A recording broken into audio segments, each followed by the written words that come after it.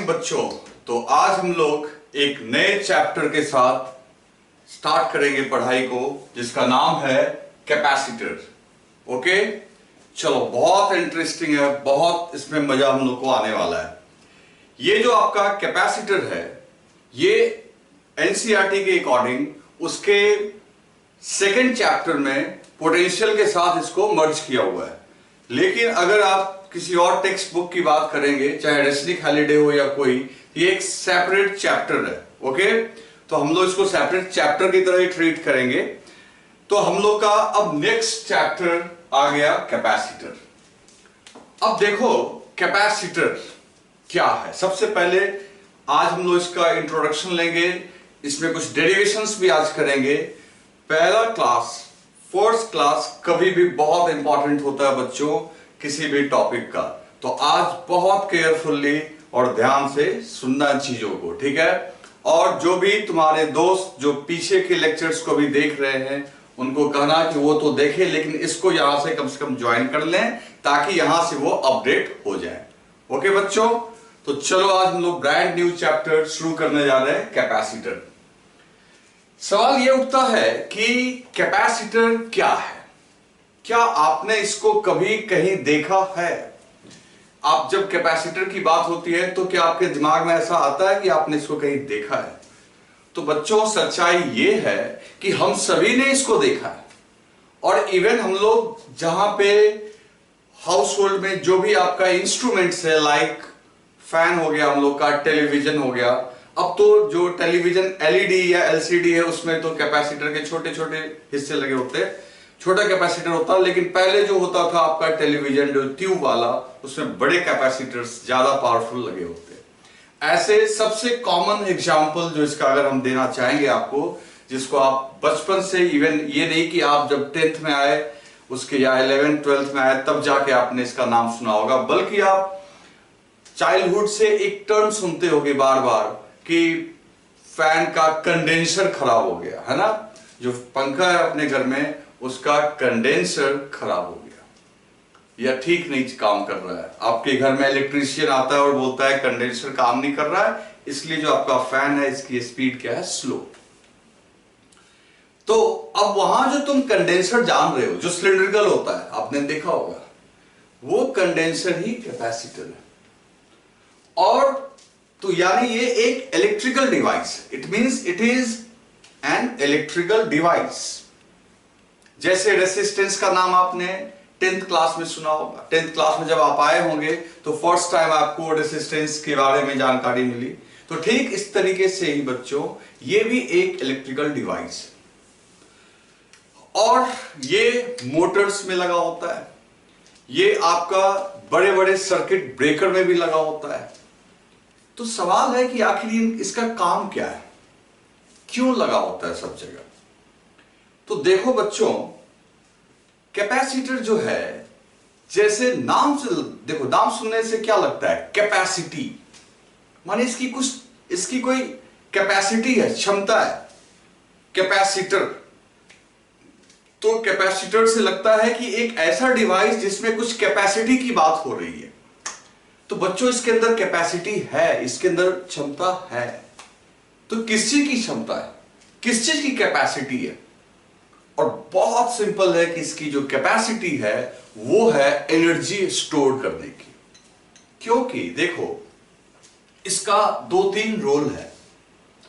एक फर्स्ट, ये एक रोल जो तुम्हें अभी तुरंत समझ में नहीं आएगा, जब हम लोग मैग्नेटिज्म में ऑल्टरनेटिंग करंट पढ़ रहे होंगे तो वहां पे ये कैपेसिटिव रिएक्टेंस की तरह काम करता है, जो बिना पावर को डेसिपेट किए हुए पोटेंशियल डिफरेंस पैदा कर सकता है। अब ये बात आपके भी पल्ले नहीं पड़ेगी, आपको मैं बता रहा हूं मैं आपको कि एसी सर्किट में कैपेसिटर, अपने घर में एसी सप्लाई है, ऑल्टरनेटिंग करंट सप्लाई है। तो ऑल्टरनेटिंग करंट जहां भी सप्लाई होता है वहां पे ये एक तरीके से करंट को स्मूथ करता है ना।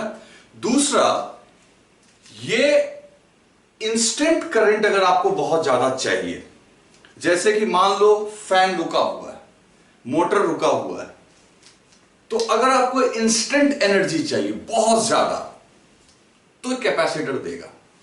क्यों चाहिए? तो बहुत सिंपल है, बहुत सिंपल है। जिस तरीके से बच्चों एक नॉर्मल इनर्शिया होता है, जो हमने पढ़ा है मैकेनिक्स में, कि कोई बॉडी रेस्ट में है तो उसको मूव करवाने के लिए आपको फोर्स लगाना पड़ता है ताकि उसकी इनर्शिया टूट जाए। इनर्शिया मतलब वो रेस्ट में है तो स्टैटिक फ्रिक्शन लग रहा होता है, तो आप फोर्स, शुरू का फोर्स बहुत ज्यादा लगाते हो, तो स्टार्ट करना थोड़ा मुश्किल होता है। यही चीज फैन वगैरह में, मोटर्स में भी होता है कि इनिशियल स्टार्ट के लिए आपको एक लार्ज करंट चाहिए। तो लार्ज करंट तो अब सप्लाई तो अच्छा वो लगातार नहीं चाहिए, तो मेरे को एक ऐसा डिवाइस चाहिए जो अपने अंदर एनर्जी रखे और जरूरत पड़ने पे सडन, तुरंत में हमें क्या कर दे, सप्लाई कर दे। यानी एक बर्स्ट हो करंट का, बर्स्ट हो करंट का बहुत ज्यादा अमाउंट का। तो वो काम जो है बच्चों कैपेसिटर करता है। मतलब अभी तक तुम्हें यह समझ में आ गया कि ये एक इलेक्ट्रिकल डिवाइस है, ये एक इलेक्ट्रिकल डिवाइस है which can store electrical energy. कितना सिंपल है। एंड सिर्फ स्टोर नहीं करता है, बट इसके पास ये कैपेसिटी भी होनी चाहिए कि वेरी शॉर्ट टाइम स्पैन में, बहुत कम टाइम समय में ये उन सारी एनर्जी को डिलीवर कर दे। अब मान लो एनर्जी स्टोर कर लिया और एनर्जी देने से मना कर दे, तो ऐसा डिवाइस किस काम का? मान लो आपने कोई डिवाइस लेके आया और उसमें एनर्जी स्टोर किया, डिवाइस ने अपने अंदर एनर्जी स्टोर किया बट आपको एनर्जी देने को तैयार नहीं है, तो डिवाइस हो गया यूजलेस। या फिर वो डिवाइस एनर्जी देने को भी तैयार है लेकिन वो एनर्जी बहुत स्लो रिलीज कर रहा है, तो भी बेकार हो गया।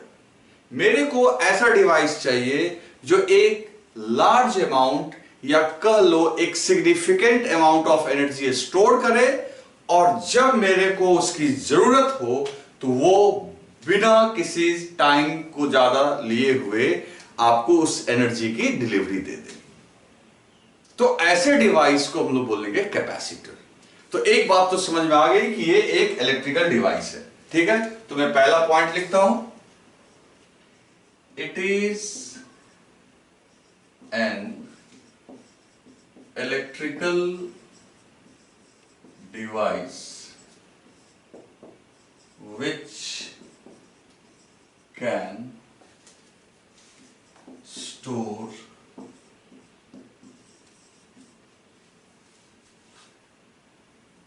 electrical potential energy। ठीक है, तो it is an electrical device which can store electrical potential energy and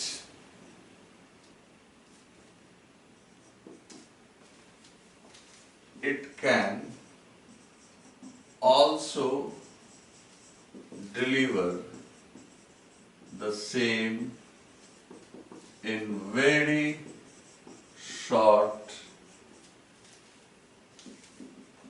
time interval। पहली बात, ये एनर्जी स्टोर कर सकता है और एनर्जी को डिलीवर भी कर सकता है, दे सकता है बहुत छोटे से समय में। चलो अब सवाल है कि कैपेसिटर एनर्जी स्टोर कैसे करेगा। तो देखो कितना इंपॉर्टेंट है। हमने इलेक्ट्रोस्टैटिक्स में एक चीज पढ़ा था कि जहां चार्ज होता है वहां फील्ड होता है, जहां फील्ड होता है वहां पोटेंशियल होता है, जहां पोटेंशियल होता है वहां पोटेंशियल एनर्जी भी होती है। तो कहने का मतलब ये सब आपस में रिलेटेड है कि जब हम चार्ज की बात करते हैं तो उस समय हम लोग चार्ज के साथ साथ इलेक्ट्रिक फील्ड की भी बात करते हैं, इलेक्ट्रिक पोटेंशियल की बात करते हैं, इलेक्ट्रिक पोटेंशियल एनर्जी की बात करते हैं। इट मीन्स क्या कि अगर आप चार्ज स्टोर करोगे तो indirectly you are storing the energy. तो कैपेसिटर के लिए हम कह सकते हैं कि कैपेसिटर चार्ज स्टोर करता है और चार्ज स्टोर करने की वजह से उसके साथ एसोसिएटेड इलेक्ट्रिक फील्ड में एनर्जी मौजूद रहती है।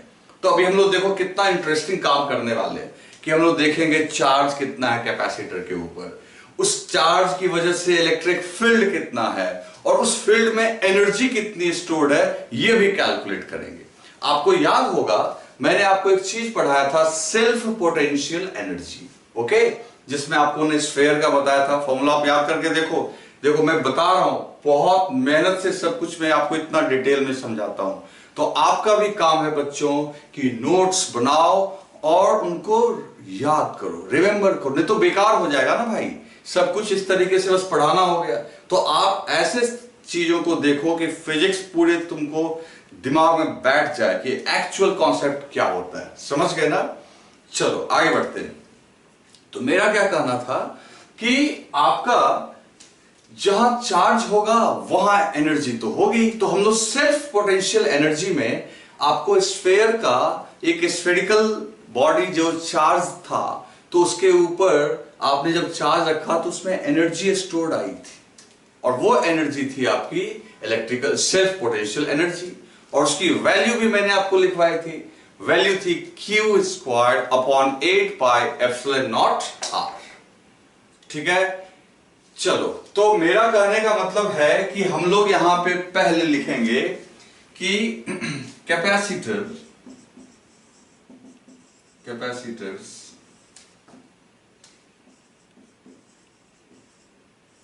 स्टोर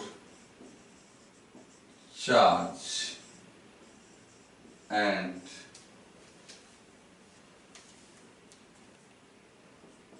the energy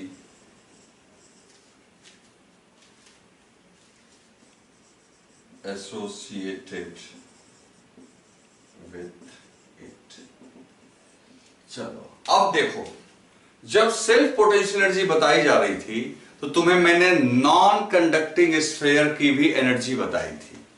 तो क्या उस नॉन कंडक्टिंग स्फीयर को जिसमें चार्ज मौजूद था, जिसका सेल्फ पोटेंशियल एनर्जी का फॉर्मूला तुम भूल चुके हो, ऐसा पक्का है, तुम्हें याद तो नहीं होगा, मेरे को नहीं लगता। मेरे को थोड़ा बहुत याद आ रहा है, मैंने डिराइव करके बताया था आपको। वो आया था कितना, 3Q square upon 20 pi epsilon not R। तो बच्चों अगर बात करें तो नॉन कंडक्टिंग स्फीयर भी तो चार्ज स्टोर करता है। चार्ज क्या, उसके पास एनर्जी भी होती है। लेकिन इस बात को आप बताओ कि क्या नॉन कंडक्टिंग को कैपेसिटर बोल सकते हैं? तो आंसर है नो। कहोगे ऐसा क्यों सर? आपने अभी बोला कि ऐसा डिवाइस जो एनर्जी स्टोर करे, चार्ज स्टोर करे, उसको जब हम कैपेसिटर बोल सकते हैं, तो उस नॉन कंडक्टिंग को क्यों नहीं बोल सकते? तो दोस्त एक बात समझो, मैंने क्या लिखवाया कि सिर्फ आप एनर्जी स्टोर नहीं करोगे, एनर्जी स्टोर भी करोगे और जब जरूरत पड़ेगी उसकी डिलीवरी भी करोगे। तो अब तुम खुद सोचो कि एक कंडक्टर से तो चार्ज वायर के थ्रू तुम ले लोगे। अगर किसी कंडक्टर को वायर से कनेक्ट करोगे तो चार्ज तो फ्लो होके चला जाएगा। Is it possible for non conductors? नहीं। तो नॉन कंडक्टर यानी बैड कंडक्टर यानी डाइलेक्ट्रिक, जो बोलना बोल लो, या इंसुलेटर भी बोल सकते हो, ये सारे जो हैं चार्ज स्टोर कर सकते हैं, एनर्जी स्टोर कर सकते हैं, बट वो इसकी डिलीवरी नहीं दे सकते। तो हम उसको कैपेसिटर के अंदर नहीं रखेंगे। तो कैपेसिटर के अंदर जो सबसे एलिजिबल मटेरियल है वो कौन है? एंड वो है बच्चों कंडक्टर्स। कोई भी कंडक्टर्स। तो आज से दिमाग लगा लेते हैं।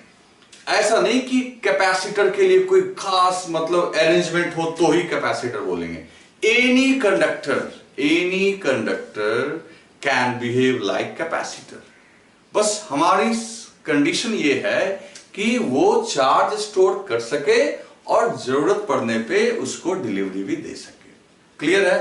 तो वो मैं लिख देता हूं, any conductor of any size and shape can behave, और ब्रैकेट में लिखता हूं यूज्ड एज कैपेसिटर। तो बच्चों कोई भी कंडक्टर किसी भी साइज या शेप का हो वो आपका कैपेसिटर की तरह यूज हो सकता है। लेकिन सवाल ये है कि ये तो इसका एक जनरल डेफिनेशन हो गया, लेकिन तब भी हम लोग बात करेंगे अगर टिपिकल कैपेसिटर की। टिपिकल वर्ड जब भी टिपिकल वर्ड आता है इसका मतलब क्या है कि जिसका बहुत कॉमन यूज हो, जो हम लैब में या फिर अपने डोमेस्टिक हाउस होल्ड में जो यूज करते हो या फैक्ट्रीज में कहीं भी। तो मेरा कहने का मतलब है कि टिपिकल मतलब हो गया जिसका यूज सबसे ज्यादा करते हैं, तो उसी को हम लोग पढ़ेंगे। क्योंकि अल्टीमेटली साइंस हम लोग क्यों सीखते हैं? साइंस इसलिए नहीं सीखते कि सिर्फ नॉलेज हो जाए, साइंस का हम लोग प्रॉपर यूज करेंगे प्रैक्टिकल लाइफ में। तो प्रैक्टिकल लाइफ में जो कैपेसिटर की फीचर्स हैं वो आपको बुक में लिखी हुई रहती है। जैसे आप अगर आज टेक्स्ट बुक पढ़ के आए होंगे तो आपने उसमें देखा होगा कि बार बार लिखा हुआ है there are two conductors, two plates, equal and opposite charge and so. आपने ढेर सारी चीजें पढ़ी होंगी। वो गलत नहीं है, वो सही है, लेकिन वो एक खास अरेंजमेंट के बारे में सिर्फ लिखा हुआ है। और मैंने जो लिखा है ये जनरल है, it is valid for all kind of capacitors. लेकिन हम लोग भी पढ़ाई उस टिपिकल कैपेसिटर की ही करेंगे जिसकी बात अब हम नेक्स्ट स्लाइड पे करने जा रहे हैं। तो इसको पहले आप राइट डाउन करो, फिर हम लोग टिपिकल कैपेसिटर की बात करते हैं।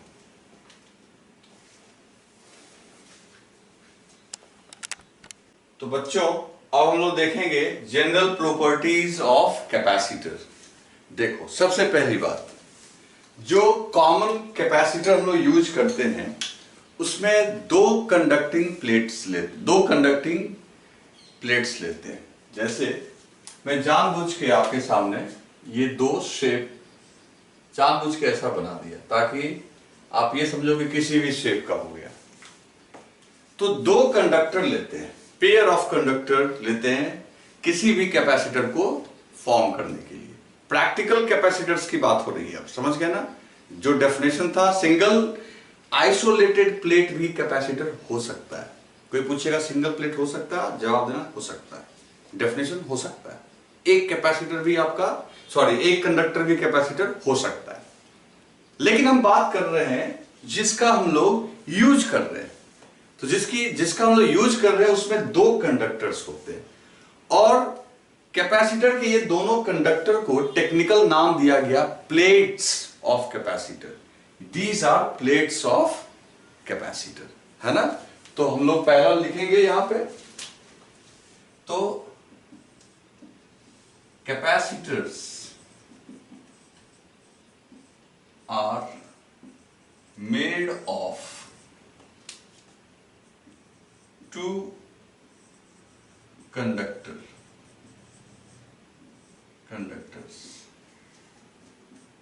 placed at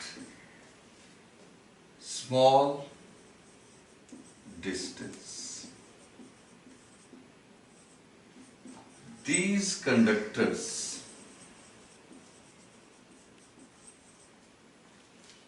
are known as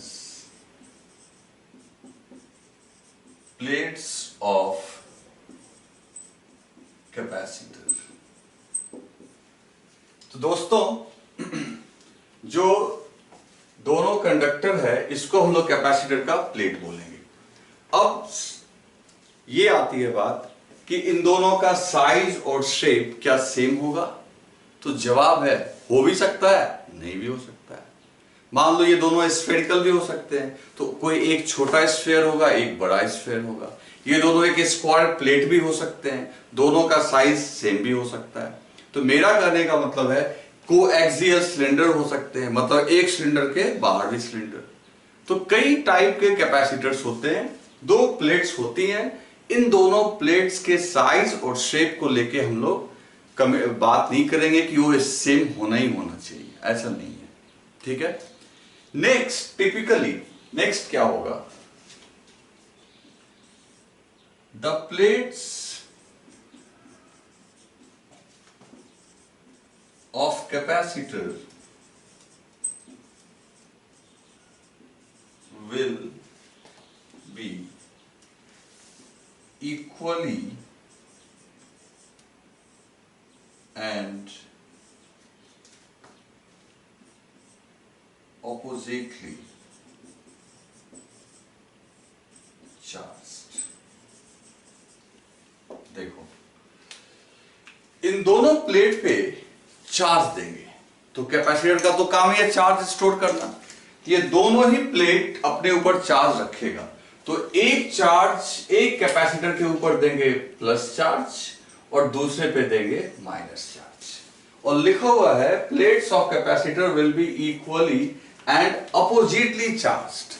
दोनों का मैग्नीट्यूड सेम है लेकिन अपोजिट, एक प्लस है दूसरा माइनस है। तो फिर हर जगह क्वेश्चन उठ जाएगा, क्या हमेशा ऐसा होगा? तो जवाब है नो, क्योंकि मैंने पहले ही बोला कि ये जनरल प्रॉपर्टी है, एक्सक्लूसिव प्रॉपर्टी नहीं है। कैपेसिटर्स के प्लेट्स पे चार्ज डिफरेंट भी हो सकते हैं, लेकिन हम बार बार आपको यहां पे हम लोग ये समझना चाहेंगे कि हम लोग उस कैपेसिटर की बात कर रहे हैं जिसका प्रैक्टिकल यूज सबसे ज्यादा है। ज्यादातर प्रॉब्लम इसी के ऊपर करेंगे, और इसके पीछे भी वजह है, आखिर इक्वल एंड अपोजिट ही क्यों? तो इस चैप्टर में पहली बार आपकी मुलाकात होगी बैटरी से। अभी तक हमने बैटरी को देखा नहीं है, क्योंकि इलेक्ट्रोस्टैटिक्स में बैटरी अलाउड नहीं था। और जब बैटरी आएगी तो इलेक्ट्रोस्टैटिक्स में लोग क्या करते थे, बार बार इन्फिनिटी से चार्ज लेके आते थे। बार बार तुम्हें बोलता था मैं कि इन्फिनिटी पे चलते हैं, वहां से चार्ज लेके आते हैं। क्या ये प्रैक्टिकली पॉसिबल है? इन्फिनिटी पे जाओगे चार्ज लाने के लिए, इन्फिनिटी है कहां? तो प्रैक्टिकल लाइफ में इन्फिनिटी पे नहीं जाते हम लोग चार्ज लाने के लिए। प्रैक्टिकल लाइफ में जब भी चार्ज करना होगा तो हम एक इलेक्ट्रिकल डिवाइस का यूज करेंगे जिसका नाम है बैटरी। और बैटरी की जब खासियत पढ़ेंगे हम लोग इसी चैप्टर में देखेंगे, तो बैटरी का काम ही है कि equal and opposite charge supply करना। दरअसल वो भी सप्लाई नहीं करता, वो ट्रांसफर करता है, एक जगह से उठा के दूसरी जगह डाल दिया। मान लो दोनों पे चार्ज इनिशियली 0 है, न्यूट्रल है दोनों, आपने बैटरी लगाया यहां पे। अभी समझने का ट्राई ज्यादा मत करना तुम, बैटरी का हम लोग तो बाद में पढ़ेंगे, अभी इस चैप्टर में बैटरी आएगी, बस आपको मैंने थोड़ा सा हिंट दिया। तो बैटरी ने क्या किया कि एक जगह से चार्ज खींच के दूसरे को दे दिया। तो जितना चार्ज यहां से मान लो इसने इलेक्ट्रॉन को ड्रॉ किया, तो जितना इलेक्ट्रॉन को यहां से ड्रॉ किया उतना इस पे प्लस आ गया, और उसी इलेक्ट्रॉन को ट्रांसफर करके इसे दे दिया। तो इसलिए प्रैक्टिकल लाइफ में ज्यादातर कैपेसिटर में आपको इक्वल एंड अपोजिटली चार्ज दिखता है। उसका एक वजह है बैटरी। आई बात समझ में? तो बैटरी लोग बाद में पढ़ेंगे। तो कैपेसिटर को अभी मैं फिलहाल बैटरी मिटा दे रहा हूं उसको। आप ये समझो कि कैपेसिटर की दोनों प्लेट्स है जो कि चार्ज। अब यहां पे कुछ और पॉइंट देखेंगे। जिस प्लेट को आपने पॉजिटिव चार्ज दिया है इसको हम लोग बोलेंगे पॉजिटिव प्लेट, यानी कैपेसिटर के दोनों प्लेट्स में जिस प्लेट को आपने पॉजिटिव चार्ज दिया है वो कहलाएगा पॉजिटिव प्लेट। ऑटोमेटिकली अब दूसरे का नाम तो मेरे को बताने का जरूरत नहीं है, आप समझ गए होंगे क्या नाम होगा। इसका नाम होगा नेगेटिव प्लेट। ओके, तो इस तरीके से प्लेट्स का नोमेनक्लेचर हो गया। चलिए पॉइंट नंबर 3। अब एक बात देखते हैं, पॉइंट नंबर 3 में देखते हैं। देखो दोस्त, यहां पे कोई पूछे कि कैपेसिटर पे चार्ज कितना है, अब तुम कहोगे ये फिर अजीब बात हो गई, इस पे पॉजिटिव चार्ज है, इस पे नेगेटिव चार्ज है, नेट चार्ज तो 0 है। लेकिन देखो कन्वेंशन, जो परंपरा है साइंटिस्ट का, उसको फॉलो करेंगे। जब मेरे से पूछा जाएगा कि कैपेसिटर पे कितना चार्ज, तो मैं 0 नहीं बोलूंगा, तुम्हें भी 0 नहीं बोलना है। जो पॉजिटिव प्लेट के ऊपर चार्ज है that charge will be known as charge of the capacitor. Simple सी बात है, तो हम यहां लिख देंगे हम लोग यहां पे charge present on positive plate will be known as charge of capacitor. तो बच्चों पॉजिटिव प्लेट के चार्ज को ही कैपेसिटर का चार्ज हम लोग बोलेंगे। क्लियर हो गया आपको सबको? तो ऐसा नहीं है कि कैपेसिटर के ऊपर नेट चार्ज तुम 0 बोल देना।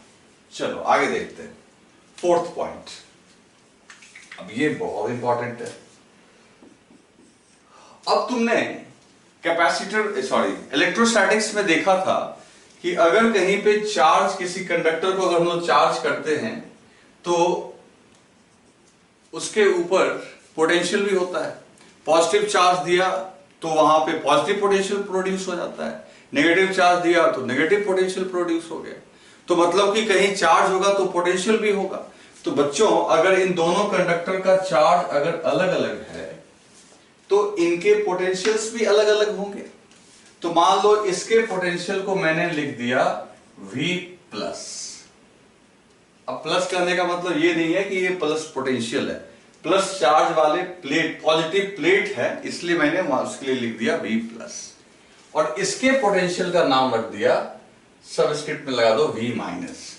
V माइनस का मतलब नेगेटिव पोटेंशियल नहीं, V माइनस का मतलब हो गया पोटेंशियल ऑफ नेगेटिव प्लेट। अब इतना तो मानते हो कि इन दोनों प्लेट की जो पोटेंशियल है वो अलग अलग है।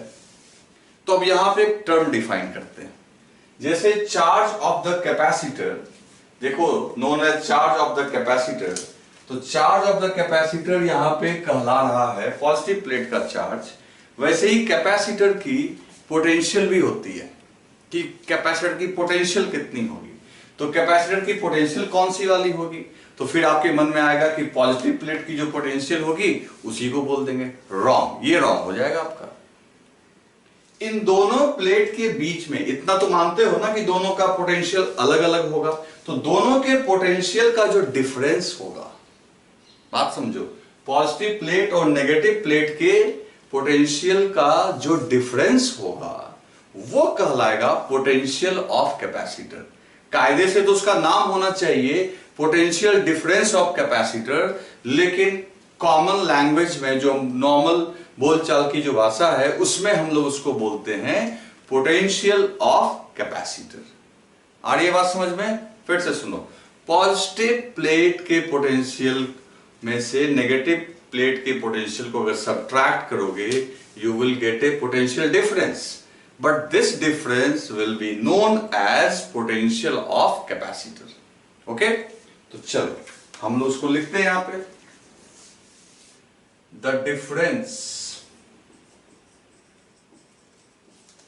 Of potential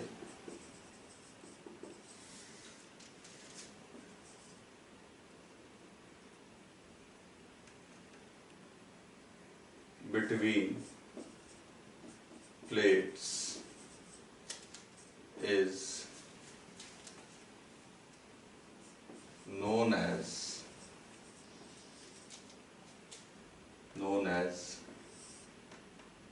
potential of capacitor। ठीक है, अब यहां पे तो स्पेस नहीं बच रहा है, मैं यहां लिख दे रहा हूं, ठीक है ना। जैसे देखो V प्लस में से सब्ट्रैक्ट करेंगे V माइनस, यानी पॉजिटिव प्लेट में से नेगेटिव प्लेट, तो मिलेगा अपने को V। और इस V को हम लोग बोल देंगे, इस V को बोलेंगे पोटेंशियल ऑफ कैपेसिटर। आई बात समझ में बच्चों? तो ये 4 पॉइंट्स आप अच्छे से दिमाग में सेट कर लो। ये जनरल प्रॉपर्टीज है किसी भी कैपेसिटर का, कि इसमें 2 कंडक्टर होते हैं, दोनों इक्वली एंड अपोजिटली चार्ज होते हैं। पॉजिटिव प्लेट, जिसपे पॉजिटिव चार्ज होता है उसको पॉजिटिव प्लेट बोलते हैं, जिसपे नेगेटिव चार्ज होता है उसको नेगेटिव प्लेट बोलते हैं। पॉजिटिव प्लेट के चार्ज को चार्ज ऑफ द कैपेसिटर बोलते हैं। पॉजिटिव प्लेट के पोटेंशियल में से नेगेटिव प्लेट के पोटेंशियल को सब्ट्रैक्ट करेंगे तो जो डिफरेंस आएगा वो कहलाएगा potential of the capacitor. Okay बच्चों, चलो इसको राइट डाउन कर लो, फिर आगे बढ़ते हैं हम लोग।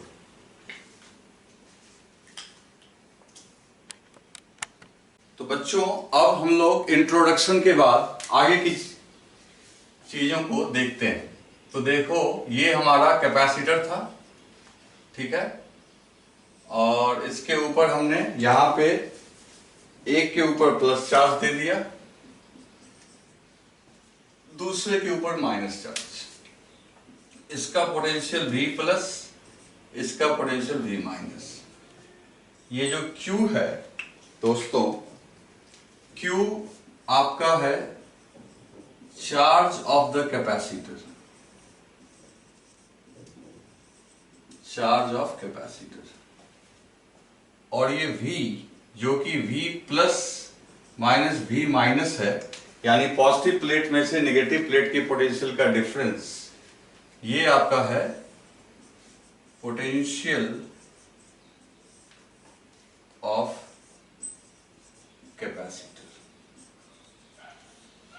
चलो, अब इलेक्ट्रोस्टैटिक्स के कॉन्सेप्ट से एक बात का अंदाजा लगाना एकदम मुश्किल नहीं है कि इस कैपेसिटर की जो चार्ज है, कैपेसिटर पे जो चार्ज होगा वो इसके पोटेंशियल के प्रोपोर्शनल होगा, यानी चार्ज और पोटेंशियल में डायरेक्ट रिलेशन होगा।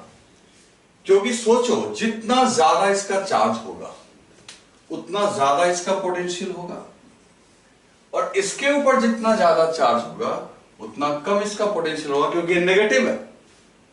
तो ऑटोमेटिकली इसका पोटेंशियल ज्यादा और इसका उतना ही नेगेटिव में, तो डिफरेंस तो और ज्यादा होगा। तो मतलब कह सकते हैं कि किसी कैपेसिटर के ऊपर चार्ज अगर बढ़ेगा तो निश्चित तौर पे उसका पोटेंशियल भी बढ़ रहा होगा।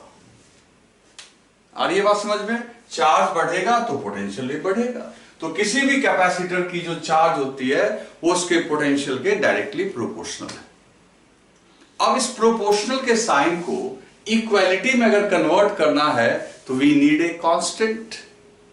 अब देखो क्या करेंगे, उस कांस्टेंट का नाम है बच्चे C।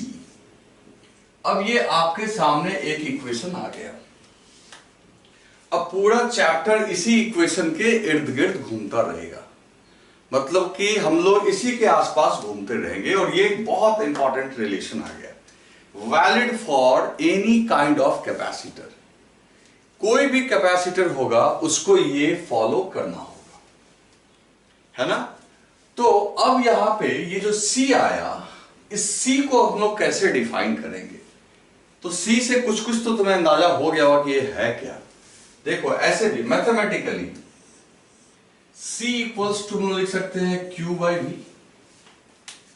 ओके, अगर मान लो कि अगर कैपेसिटर का potential if V is equal to 1 volt, V क्या हो 1 वोल्ट, V की वैल्यू 1 हो जाए, तो मैथमेटिकली C जो होगा वो Q के बराबर होगा। तो अब देखो हम लोग क्या क्या इसके बारे में लिखते हैं। सबसे पहली बात, C एक पॉजिटिव कांस्टेंट है। अब ये नेगेटिव कभी नहीं होगा भाई। C एक पॉजिटिव कांस्टेंट है, नाम है इसका कैपेसिटेंस। क्या नाम हो गया बच्चों? कैपेसिटेंस, या दूसरा नाम हम बोलेंगे कैपेसिटी। कैपेसिटेंस और कैपेसिटी ऑफ कैपेसिटर। जैसे तुमने रेसिस्टेंस पढ़ा होगा, रेजिस्टेंस इलेक्ट्रिसिटी में 10th क्लास में पढ़ा होगा, तो उस ठीक इसी तरीके से कैपेसिटर के इस प्रॉपर्टी को, जो एक कांस्टेंट होता है, इसका नाम है कैपेसिटेंस। और मैथमेटिकली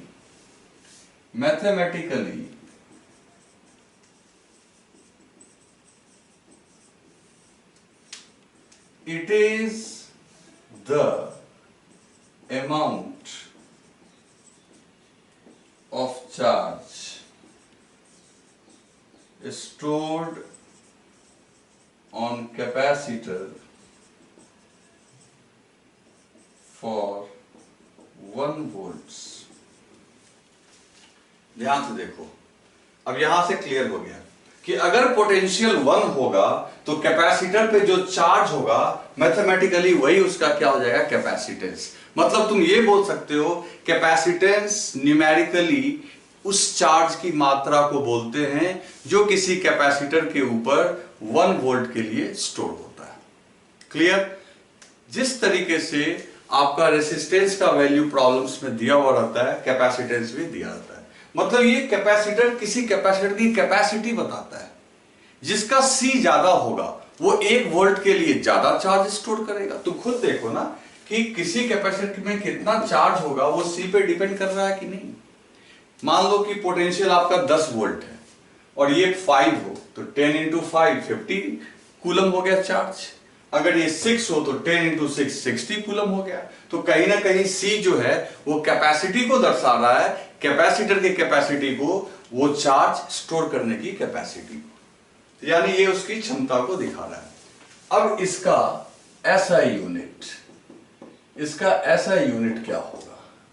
तो इसका SI यूनिट दोस्तों फैराड है। फैराडे के नाम पे फैराड, इसको हम लोग F से नोट करते हैं। या इक्विवेलेंट यूनिट एक और बोल सकते हो, C equal to Q by V, तो बोल सकते हो तुम इसको एक और यूनिट, दैट इज ऊपर में हम लोग लिख सकते हैं कूलम, नीचे में वोल्ट, तो कूलम पर वोल्ट। लेकिन हम लोग ज्यादातर यूज करेंगे फैराड का। और फैराड जो है, यहां पे फैराड एक बड़ा यूनिट है, SI है, लेकिन प्रैक्टिकली बड़ा है। जैसे मैंने आपको चार्ज के लिए भी बोला था कि कूलम एक बड़ा यूनिट है, माइक्रो कूलम में नॉर्मली हम लोग यूज करते हैं।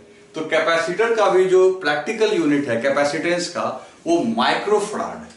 तो कैपेसिटेंस जो है वो प्रैक्टिकल यूनिट, अगर इसकी बात करेंगे प्रैक्टिकल यूनिट, तो वो है आपकी micro farad, mu F. Okay, और 1 mu F is equal to 10 का पावर -6 फैराड एफ। तो ये आपका C के बारे में इतनी सारी चीजें आप ध्यान रखेंगे। लेकिन अभी एक चीज पता नहीं चल पाया अपने को कि ठीक है, C से ये पता लग रहा है कि C के वैल्यू से ये हमें दिखेगा कि कैपेसिटर की आखिर वो क्षमता क्या है, कि कितना चार्ज स्टोर कर सकता है। लेकिन ये भी तो दिमाग में आएगा कि C कैपेसिटर के किस प्रॉपर्टी पे डिपेंड करता है। आखिर अलग अलग कैपेसिटर की कैपेसिटी अलग अलग क्यों होती है? ऐसा क्या है जो C के वैल्यू को डिसाइड करता है? तो वो अभी मैं डिराइव करके आपको बताता हूं कि किसी कैपेसिटर की कैपेसिटी आखिर किन पैरामीटर्स के ऊपर में डिपेंड करती है। ठीक है बच्चों, तो इसको आप राइट डाउन करो, फिर हम लोग देखते हैं कि कैपेसिटर की कैपेसिटी किस बात पे डिपेंड करती है। तो बात करते हैं दोस्तों कि आखिर C किन चीजों पे डिपेंड करता है। कि ये जो कैपेसिटर है किसी कैपेसिटी है किसी कैपेसिटर की, ये आखिर वो कैपेसिटर की कौन सी प्रॉपर्टी है जो ये निर्धारित करती है कि इसकी कैपेसिटी क्या होनी चाहिए। तो हम लोग ढेर सारा कैपेसिटर तो देखेंगे ही, पहले मैं एक एग्जांपल से आपको ये समझाता हूं और आप लिखेंगे भी एग्जाम में, अगर ऐसा आता है तो ढंग से आप इन सब चीज को बोर्ड में लिखेंगे। मान लो हमने एक 2 स्फीयर ले लिया, जानबूझ के दोनों का साइज अलग अलग लिया, ठीक है, R1 R2। दोनों के सेंटर के बीच में जो डिस्टेंस है ये हमने ले लिया D। दोनों कंडक्टिंग स्फीयर है, both are conducting spheres। Heading क्या देते हैं हम लोग? Calculation of capacitance.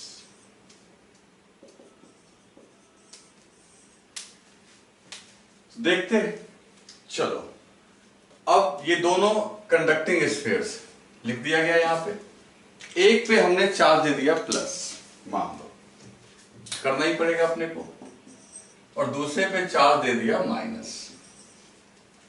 ठीक है, मान लो यहां पे इसका पोटेंशियल है V प्लस और यहां पे पोटेंशियल है इसका V माइनस।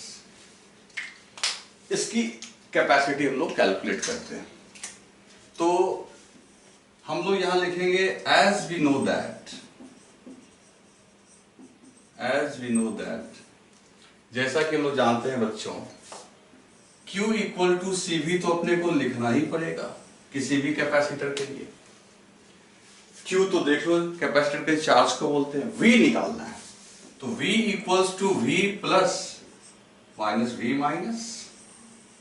अब इस पॉजिटिव प्लेट का पोटेंशियल कितना होगा? तो बच्चों आपको याद होना चाहिए स्फेरिकल कंडक्टर के वजह से उसके सरफेस पे पोटेंशियल होता है Q upon 4 pi epsilon not R1।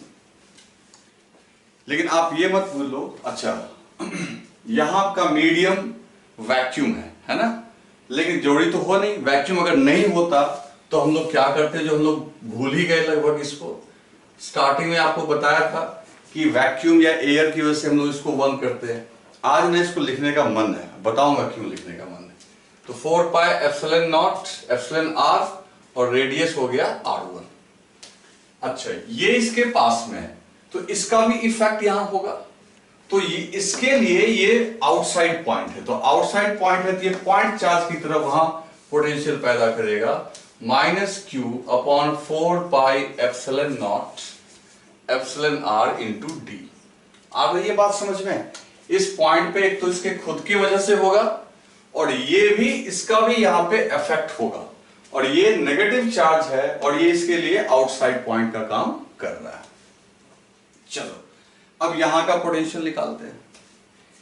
जब इसकी बात करेंगे तो एक तो इसके खुद की वजह से होगा और इसकी वजह से भी होगा, तो इसकी वजह से यहां पॉजिटिव होगा। कितना होगा भाई? तो Q upon 4 pi epsilon naught epsilon R into D, क्योंकि इसके लिए ये आउटसाइड पॉइंट है। अब खुद के लिए सरफेस पे चार्ज माइनस क्यू है तो खुद की वजह से यहां पे कितना होगा? तो minus Q by 4 pi epsilon naught epsilon R into R2। देखो भाई ये पोटेंशियल वाली बात समझो। इसके लिए पहले देखो, एक तो खुद इसकी वजह से पोटेंशियल, फिर इसकी वजह से यहां पे पॉइंट चार्ज की तरह हुआ तो माइनस के क्यू बाई जो डिस्टेंस है। फिर जब यहां की पोटेंशियल की बात करेंगे तो इसकी वजह से ये वाला पोटेंशियल आया और खुद की वजह से नेगेटिव वाला है, क्योंकि ये रेडियस R2 है, इसका रेडियस R2 है। तो कैपेसिटर की पोटेंशियल क्या होगी? V, मतलब इसमें से इसको सबट्रैक्ट करो। तो बच्चों इन दोनों को सबट्रैक्ट करके देखो क्या आता है। तो इसमें से इसको अगर सबट्रैक्ट करोगे what you will get, V equals to V plus minus V minus.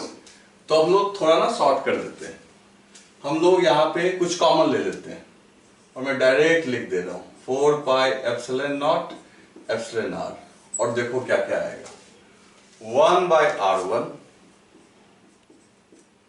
अब देखो इसको इसमें से सब्ट्रैक्ट करोगे तो वो माइनस यहां पे आएगा तो ये भी प्लस हो जाएगा, प्लस 1 बाई R2। आ रही है बात समझ में? और ये देखो माइनस ये और माइनस ये है ना, ये माइनस जो है फॉर्मूला, इसके आगे माइनस लगेगा तो ये प्लस हो जाएगा, ये तो माइनस रहेगा, ये दोनों ऐड हो जाएगा माइनस 2 बाई, देखो ये दोनों सेम है, माइनस 2 बाई डी। आ रही है बात समझ में? तो इस तरीके से बच्चों V इक्वल्स टू आ रहा है हमारा यहाँ पे Q upon 4 pi epsilon naught epsilon R into 1 by R1 plus 1 by R2 minus 2 by D. चलो जहां V है वहां क्या लिख सकते हैं? जैसे देखो इस इक्वेशन से V इक्वल्स टू क्या लिख सकते हैं? Q by C. V equals to Q by C, तो यहां V इक्वल्स टू लिख दो Q बाई सी। तो this is Q upon 4 pi epsilon naught epsilon R 1 by R1 mine plus 1 by R2 minus 2 by D. Clear है बच्चों? अब देखो यहां से ये Q और ये Q कैंसिल हो गया, क्योंकि अच्छा कहां से आया ये? V के जगह हमने रिप्लेस कर दिया Q बाई सी, तो ये आपका कैंसिल हो गया। तो फाइनली अब मेरे पास स्पेस नहीं बच रहा है, आप जल्दी से इसका स्क्रीनशॉट ले लो, वीडियो पॉज कर लो, लिख लो, मैं ये मिटाऊंगा, ये सब मैं रब कर दूंगा। जल्दी से आप लिख लो। लिख लिया आपने? चलो ठीक।